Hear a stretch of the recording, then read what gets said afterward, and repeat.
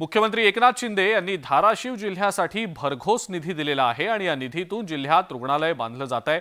धाराशिव शहरातील रुग्णालय आणि भूम तालुक्यातल्या वालवडमधलं रुग्णालय ही शासनाने ठरवून दिलेल्या वेळेत बांधली तर कंत्राटदारांना 5 लाख रुपयांचं बक्षीस देण्यात येणार आहे असं वक्तव्य तानाजी सावंत यांनी केलं आहे।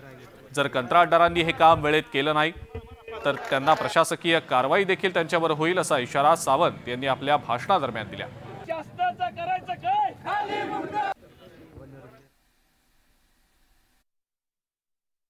जर तुम्ही 7 महिन्यात दिले म्हणजे किती झाले 210 दिवस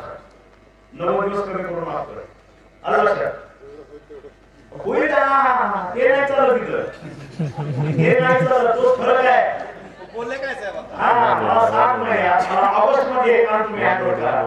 माझ्या भैरवनाथ शुगर तर्फे तुम्हाला 5,01,000